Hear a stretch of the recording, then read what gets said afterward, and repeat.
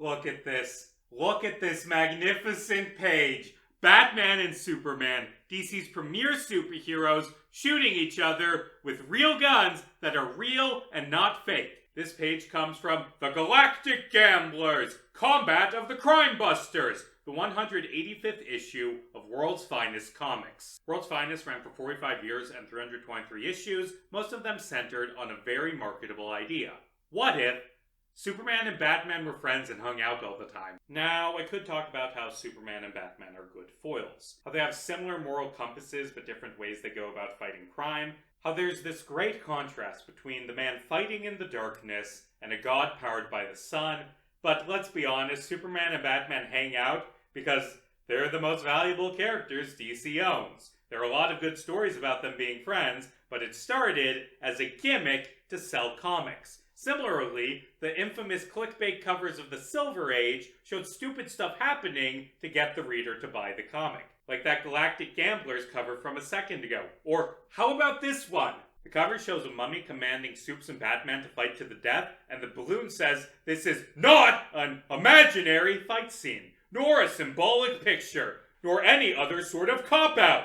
I have a feeling this one is going to be a cop-out. Or how about this one? See the Man of Steel become the Caveman of Steel, and the caved crime fighter become the Batman of 800,000 AD. Relax, engineer. My future brain is so mighty, I don't even have to mask my identity anymore. I'll handle this primitive Superman easily. Don't you want to read these stories after seeing their covers? A lot of the times the actual stories were dog shit, but damn, those covers were cool. This video is a spin-off of a pair of videos I did last year where I talked about all of Batman's contingency plans. During my research for that video, I read a few Silver Age stories where Batman fought Superman, including the four we'll discuss today. Unfortunately, these stories all lack the overcomplicated contingencies I was focused on, but they're so stupid that they're perfect for a different video. Those videos last year delved into Batman's character arc during the early 2000s and him learning to trust his fellow heroes, ending with some fantastic modern Batman stories where he's a nice guy who trusts his teammates. Yeah, I don't expect this video to have some grand narrative like that one did. This is just going to be me talking about Super Caveman fighting Bat Megamind. Let's start with the Galactic Gamblers. This story came out in 1969.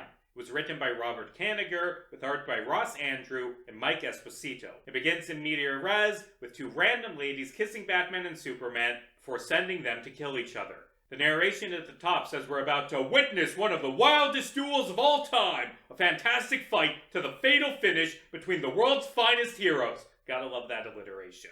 The story proper begins with Superman on patrol late at night. He decides to contact Batman with his super ventriloquism, which can contact people 50 miles away, I guess. The pair fight some goons dressed like knights. I assume these guys work for the Gamblers and are testing the heroes, but that's never actually stated. Maybe this is just how people in the DC universe dress. During the fight, Superman saves Batman from being run over by an armored car.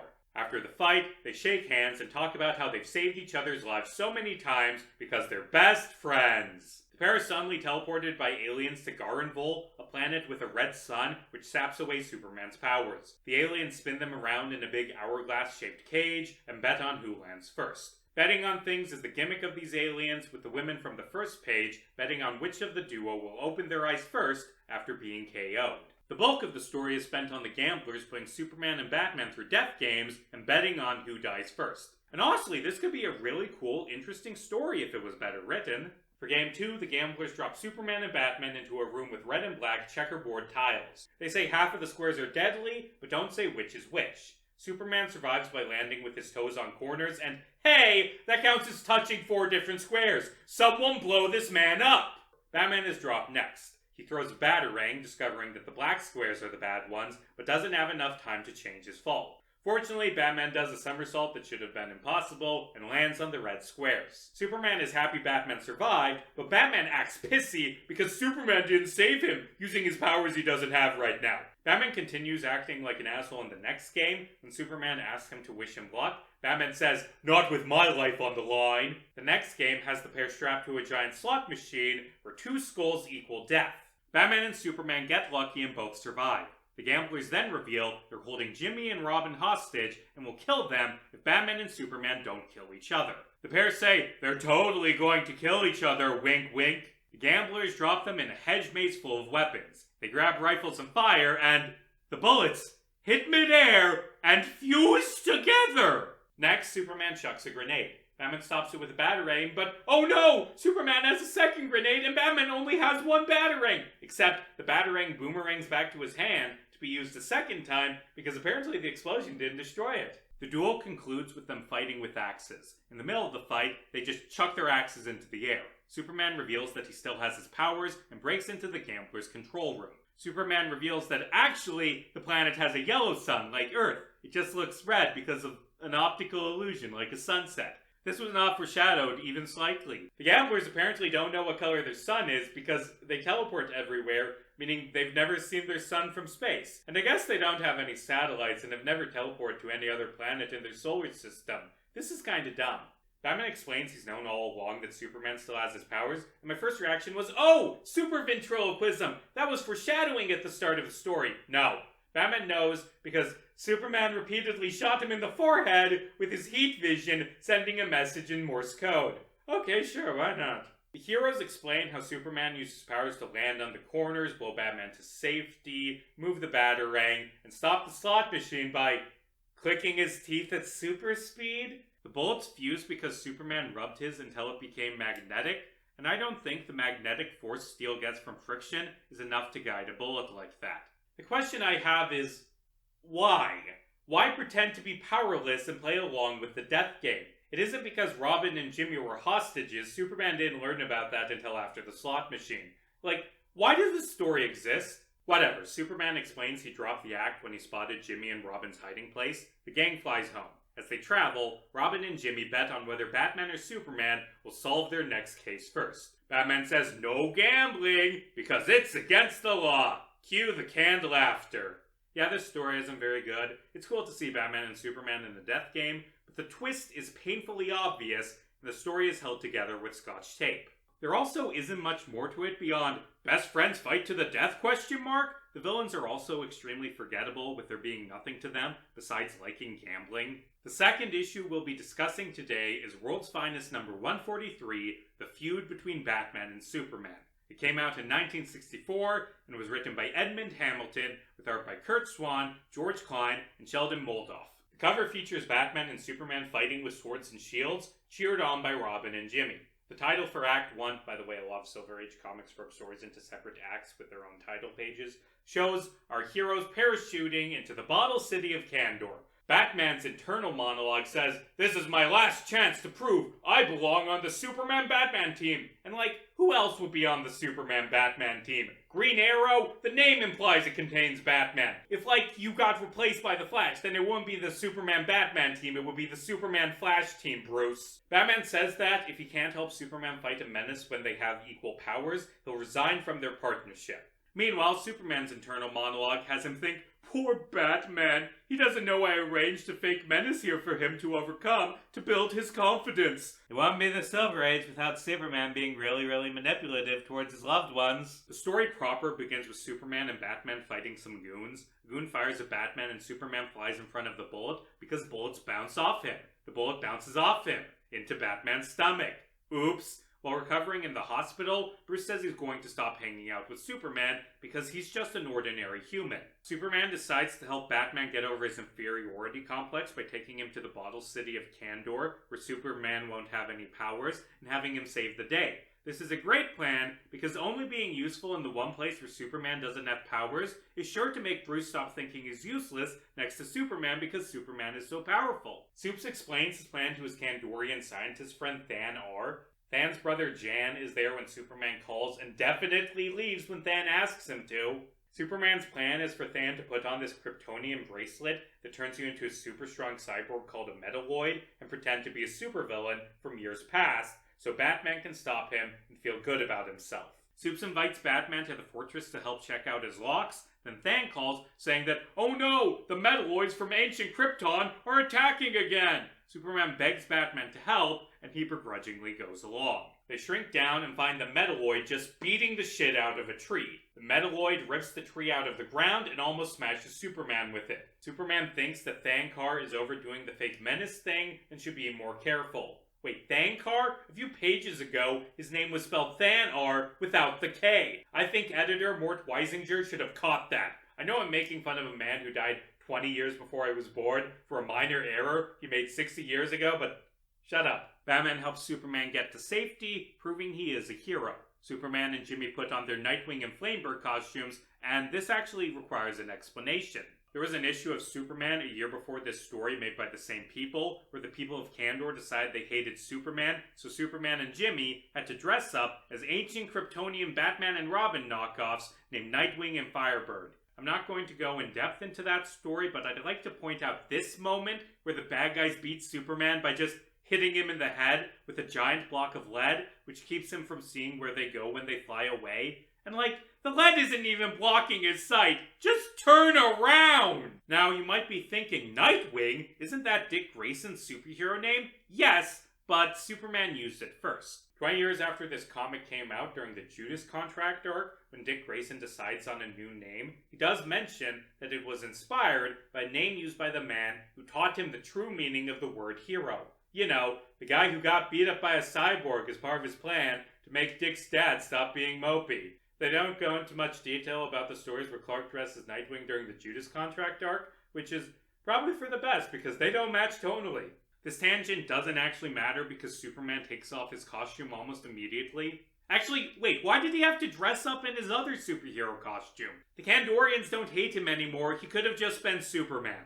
Anyway, the Metalloid robs a history museum. The cyborg attacks Superman and tries to strangle him to death. Superman guesses that being the Metalloid has gone to Than's head and turned him into a criminal. And I mean, maybe putting on the bracelet that turns you into a cyborg and replaces your head with a robot head was a bad thing to ask your friend to do, Clark. Batman and Robin save Superman by crashing into the Metalloid with a big metal pole. By the way, they have rocket belts that one of Superman's scientist friends gave them. That's why they can fly. And they don't take them out of Kandor and use them for the regular crime fighting because reasons. The Metalloid runs away.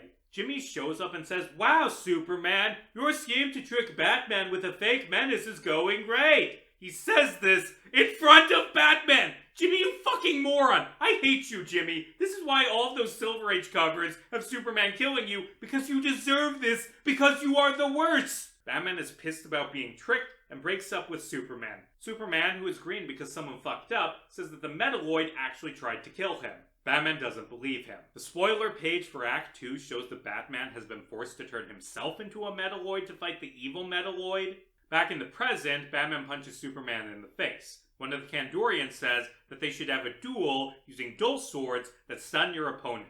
During the fight, Jimmy thinks that kicking Batman's ass will bring him to his senses, while Robin thinks that beating Batman will make his inferiority complex permanent. Superman is more than capable of defeating Batman, but hesitates when he gets a chance to beat him, allowing Batman to KO him. It's a good thing Batman doesn't notice his hesitation, because if he realized that he only won because Superman threw the match, that would only make his inferiority complex worse, I bet. Superman and Jimmy track down the Metalloid and learn he's made some friends. One of the Metalloids knocks Superman out. Jimmy runs back to Batman and Robin and teaches them about the history of crime fighting on Krypton. Highlights include a detective who spied on people using x-rays because fuck personal privacy, a biologist detective who stopped a criminal who stole a dragon by stealing another dragon, and the computer that solves crimes, which is the thing that could be the basis for a dystopian horror story, but it's just a single panel thing in this comic. None of this matters even slightly, it's just world building. The last detective Jimmy mentions defeated the original Metalloid by building a robot that took off its bracelet. The Metalloids rob a science museum by just picking it up, which is dope as hell. Batman and Robin fly after them. The Metalloids chuck rocks at them and the dynamic duo plays dead. Batman throws his costume over a Metalloid's head, blinding it and allowing Robin to steal the bracelet. They put the bracelet on, which causes their flesh to turn into metal and gives them the strength needed to beat the other Metalloids. It's revealed that the leader of the Metalloids is actually Jan-R. Not Jan-Kar, Jan-R, because his name is inconsistent. He drugged his brother and took the bracelet for his crime spree, which he decided to do while the superheroes were visiting, because he's a fucking dipshit. This is significantly less interesting than Superman's friend being corrupted by power or losing his free will to the cybernetic enhancements. Batman and Robin are also completely fine once they take off the bracelets, which is boring. Imagine if this was a story about Batman being forced to put on the bracelet to save his friend, them being corrupted by it. If they went that route, Superman defeating his friend without powers would actually further the themes of the issue. Hell, you could do something with the constant references to old Kryptonian superheroes instead of it just being pointless world building. Maybe the Metalloid was a hero who was corrupted by power. But instead, the story ends with Batman defeating the bad guys by getting superpowers, which kind of makes his whining that he's useless next to Superman seem justifiable. At the end of the story, Superman and Batman are friends again, and Batman has gotten over his inferiority complex, I guess. By the way, World's Finest usually had a backup B story focusing on different heroes. The Galactic Gamblers backup was about a space hero named Tommy Tomorrow fighting fake monsters in an asteroid field and was kind of boring. The backup for the feud between Batman and Superman is a Green Arrow story called The Case of the Vanishing Arrows. In it, Ollie and Roy make arrowheads out of a green rock they found for branding purposes. Unfortunately, the next day, all of their arrows keep randomly melting mid-air, which endangers their lives when they're fighting criminals. At the end of the story, Superman shows up and explains that he was melting the arrows using his heat vision because they were made of kryptonite and he couldn't allow them to fall into criminal hands. He did this from miles away instead of explaining things because Silver Age Superman was a manipulative asshole. The story ends with Green Arrow and Speedy keeping the shards from falling into evil hands by just chucking them all into the river. I hope there aren't any consequences for throwing radioactive waste into this river. Next up is World's Finest number 202, Vengeance of the Tomb Thing. This story came out in 1971. It was written by Dennis O'Neil, with art by Dick Dillon and Joe Giella. As previously discussed, the cover shows a mummy with a big pink circle for a head, commanding Superman and Batman to fight to the death, saying, "When you die, I live!"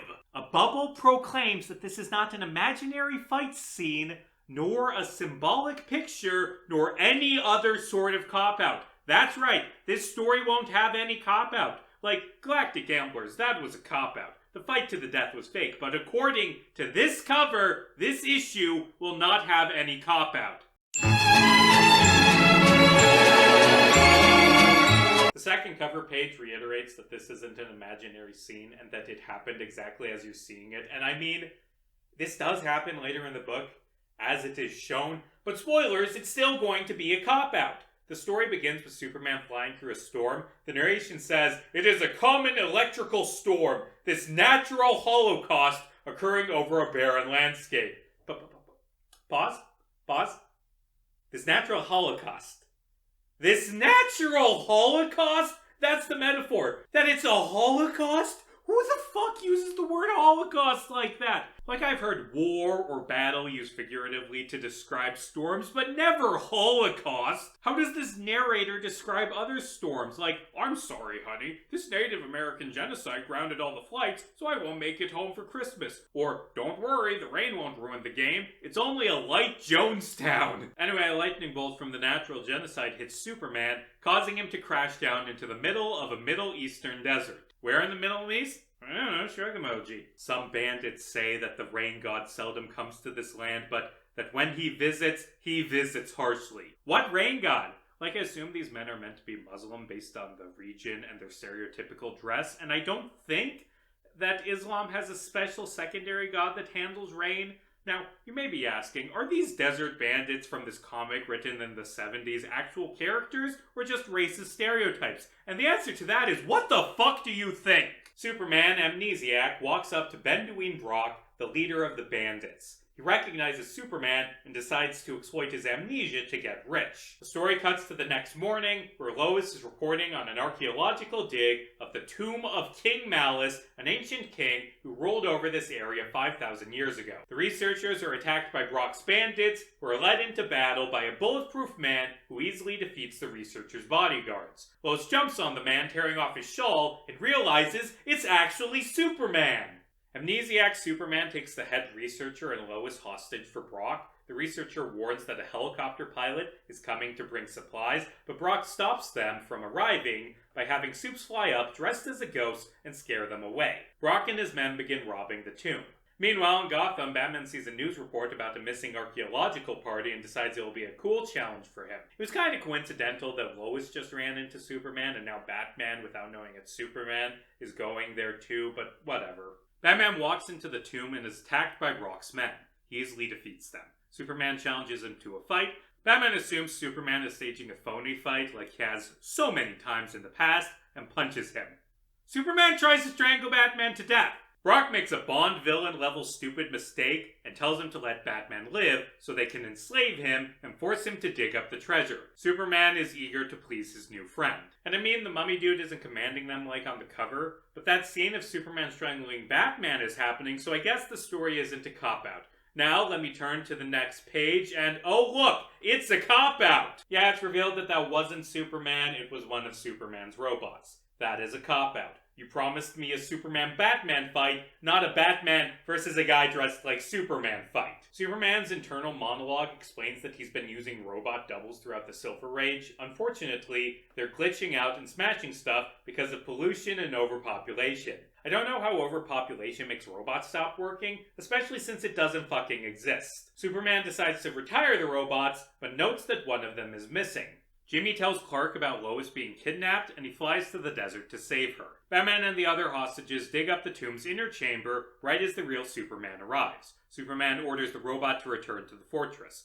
Robot Superman refuses, instead deciding to side with his new friend Brock, because Superman never treated him as anything more than a machine. I think this story would work a bit better if Brock was actually friendly towards the robot as part of his manipulation, but still, the robot gaining free will and fighting against Superman to protect his new friend is a good concept for a story. Superman effortlessly defeats the robot, ripping off a piece of its chest so the reader can tell who is who. Superman says he'd feel sorry for the robot if you could think of him as real, and that's really fucked up. Robot Superman is sentient, at least partially, and it isn't like sentient robots are something new to Superman. He's met Red Tornado and the Metal Men before. Superman is actually a bit of an asshole in this story. Brock grabs Lois, holding a gun to her head. Batman swoops in and saves her, kicking Brock back. As he stumbles, Brock accidentally opens the door to the crypt. A red light shines out on Superman, stripping him of his powers. The robot starts killing Superman. Batman runs in to save him, but is easily defeated. The mummy from the cover, King Malice, walks out of the tomb in a scene with some really good framing. Brock says Malice owes him his freedom, trying to replicate what he did with the robot, and Malice rewards him by chopping him to death while shouting, "Doom to Flash!" Malice starts choking Superman. Batman deduces that Malice's head is actually a red sunlight generator and throws his cape over the monster's head. Lois drags Superman to safety so he can recover, while Batman defeats the robot by striking its exposed internals. Rest in ... pieces! Malice grabs Batman, shouting, "Doom, doom, doom!" Superman chucks a boulder at Malice, knocking his head off, then rushes in and breaks him apart. Superman explains Malice was actually a robot built by aliens who he assumes had problems very like ours. I'm gonna say, actually, that building robots that go evil and try to strangle people to death is less our problem and more your problem specifically, Superman. Final page shows Robot Superman and Malice lying dead next to each other because they are meant to parallel each other. This story isn't amazing or anything, but it has some pretty good ideas. One of Superman's robots gaining sentience and befriending a villain is a good idea. Paralleling this with an uncontrollable alien robot is also a good idea. Unfortunately, the story doesn't give these ideas enough room to breathe or go as in-depth as I would have liked. Still, the action is great, and unlike the rest of today's stories, Batman and Superman aren't assholes to each other. Having Superman be the brawn of the pair while Batman is the more tactical fighter, relying on trickery and quick wits to assist Superman's overwhelming power, is such a basic idea that somehow a lot of old Superman and Batman stories fail to incorporate. Like the previous two stories both depowered Superman to have him and Batman be on the same playing field, and I guess this also does that, but Superman's powers being weakened is treated as an obstacle for Batman to overcome so Superman can save the day rather than a plot contrivance. Batman doesn't feel useless, and he and Superman both save each other multiple times. Overall, this is a decent story.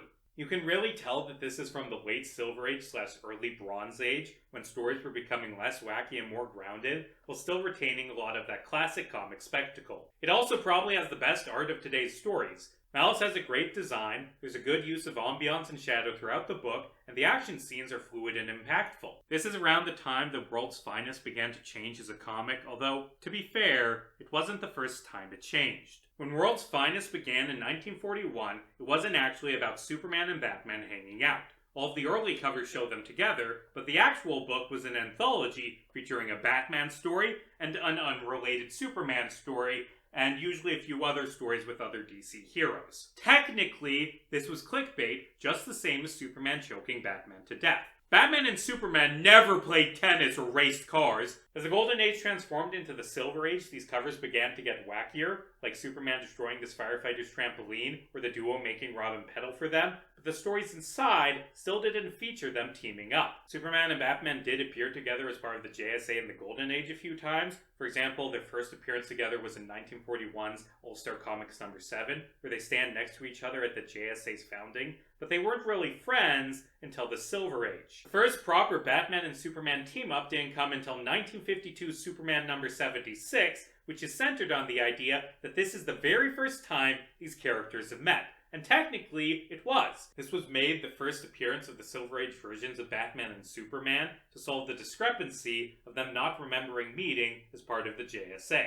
First time they teamed up in World's Finest was in 1954's World's Finest number 72, an issue titled Fort Crime. After that, Superman and Batman teamed up in nearly every issue of the series. I did not have time to read through every single issue of World's Finest, but I browsed through all of the covers, and man, this is some wacky Silver Age bullshit. Highlights include Batman rides a giant arrow, Superman shoots at Robin. The Enigma of Batman Nagara fault. We're balloons now! Lex makes Superman do crime. Robin and Jimmy fake their deaths. Batman is actually a Kryptonian named Brucel. He's named Brucel. They named him Brucel. Gasp! Superman murders Robin and Jimmy. Batman and Superman kill a lady to protect their secret identities. Batman and Superman become kings and divvy up the world. Superman is mad because he only gets to rule over half of the human population. Supergirl and Batgirl prank their partners by making them lose their powers and become has-beens. Batman's power is money. Please kill us! Lol, we made our arch enemies kill each other for our own amusement. Superman fucking dies, and he stipulates in his will that Batman has to get a heart transplant. Jor-El murders some time travelers. Batman betrays the United States for a sandwich. Batman and Superman make Robin and Jimmy dig their own graves. And according to the word balloon, Superman won't kill them because it goes against his code. So Batman's gonna do the shooting because when I think of characters that like killing people with guns, the first thing that comes to mind is Batman. So many of these clickbait covers have Superman and Batman act like assholes to other people, or more often, to each other. For example, Supes gives a tour of the Batcave. Quick, Robin, expose Batman's secret identity to the public! Superman is haunted by the ghost of Batman, who he murdered. Batman becomes a prison warden and tortures inmate Superman. Superman replaces Batman with this loser. Batman frames Superman for war crimes. Superman sentences Batman to be burned at the stake, and then, this is the very next issue, this was a two-parter, Superman actually burns Batman at the stake. And finally, Batman is a mobster who wants to kill Superman! And of course, there are so many different issues where Batman and Superman fight, in addition to the 4 stories I'm covering in depth in this video. From what I can tell, their first fight was in number 95.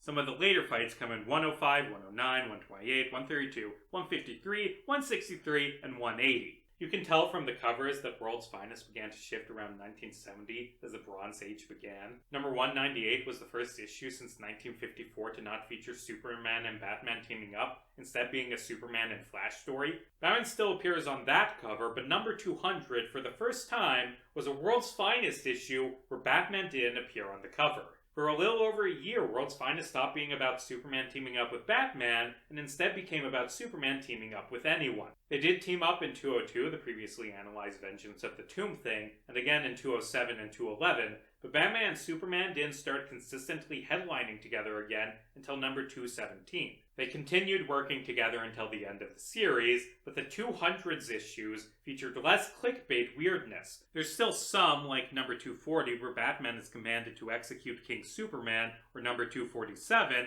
where Superman takes over the world, but by the 280s, the clickbait is pretty much completely gone. They do fight a few more times in 249, 258, and 261, but then there's a big stretch of no fighting until their final fight in issue 302.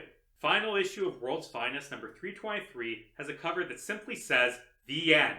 showing Batman waving goodbye to Superman. It's a decent story titled Afraid of the Dark, but it is very clearly from a completely different era than the Galactic Gamblers or feud between Batman and Superman. The art and writing are darker and less zany. Batman and Superman fight an evil sorcerer named Nightwolf, who traps Metropolis in magical darkness. Superman is injured by his magic, and after saving Superman, Batman rants that he's sick of Superman rushing into danger. They break up, ending a 30-year-long friendship.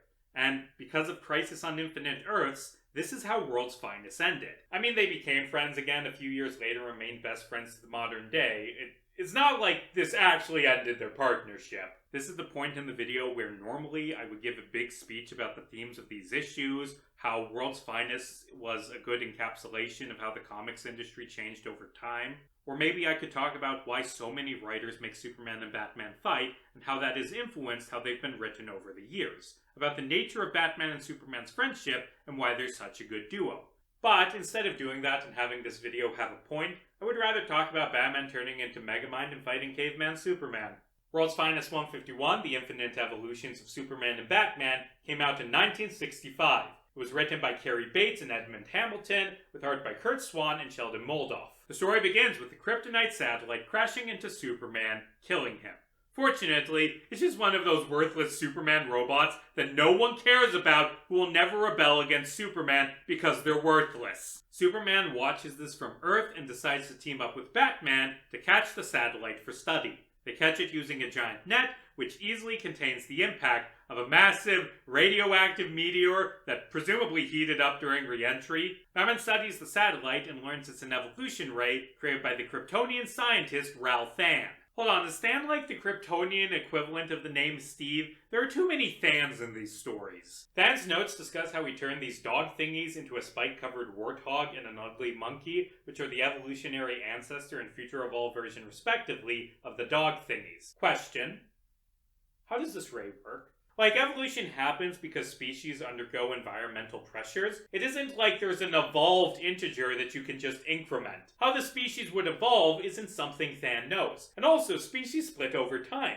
If you use the ray on the oldest common ancestor of vertebrates, for example, how would it know to turn it into a human instead of a bird or a shark? The point is, this story is dumb. The Evolutionator only has 2 charges left. Batman uses the first to turn himself into the form that all men will take 800,000 years in the future. This makes him a super genius, but also gives him a massive head. I'd call it a 5-head, but that's inaccurate. That is at least a 12-head. Evolved Batman is cold, ruthless, and without loyalty, because those traits were evolved away when he became more advanced. There's some fucked up, borderline fascist implication with this story's plot, and I'm just going to ignore them and focus on the stupid bullshit. Megamind decides he doesn't want Superman to be as smart as him, so he flips a switch, instead turning Superman into a caveman. Superman flies back to Metropolis, while Batman goes back to the Batcave and tells Robin that he plans to take over the world, killing anyone who refuses to follow his orders. The Caveman of Steel makes a wooden club and attacks a bus, believing it to be a monster. He smashes into the Daily Planet and kidnaps Lois, saying, "You be my woman!"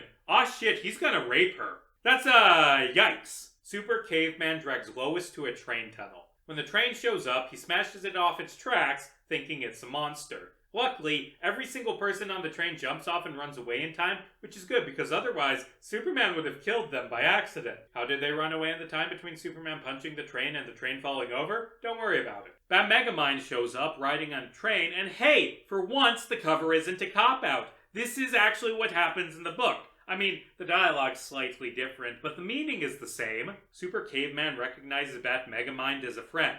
Megamind says, "Nobody's your friend now, Superman!" He tells Super Caveman that he should travel back to caveman times. Super Caveman does as told. By the way, in the Silver Age, Superman could casually travel through time. Robin shudders at the thought of what evils Batman will do now that he's gotten rid of Superman. None. He does none because the story is kinda shoddy. The cover for Act 2 shows the pair fighting in a future city. Back in the Pleistocene era, Superman is attacked by megafauna and other cavemen. He saves a girl who looks like Lois from a saber-toothed tiger. Super Caveman suddenly remembers that Batman made him dumb and swears revenge. Back in the present, Megamind decides he doesn't want to rule the world. Instead, he builds a time machine and travels to the far future to hang out with other Megaminds. Super Caveman shows up in the future to kick Megamind's ass, Megamind uses an illusion machine to make fake meteors and scare off Superman. Then he mocks Superman out loud for being stupid enough to be tricked by an illusion. Superman isn't deaf, so he hears this. He flies in, shrugging off Ray Blast, and grabs Megamind. He drags him back to the Pleistocene to show Batman how much caveman time sucked. Megamind pleads, "No, don't leave me here! I'll get killed by the animals!" Then he beats up the animals by being smart, so I guess he's just full of shit. Megamind says he's sorry and promises to change Super Caveman back. Using Super Caveman's help to gather the materials, Megamind invents a new evolution ray. He decides to use it not to fix Superman so he can get out of the past, but to double unevolve him so he won't bother Batman. Krypto flies back in time to find Superman and is hit by the ray instead. Super Caveman realizes Megamind's trickery and tosses him into the de-evolution ray. Batman is turned back to normal. He fixes Superman and they fly back to the present. Well, that was a story. What was the point of this video?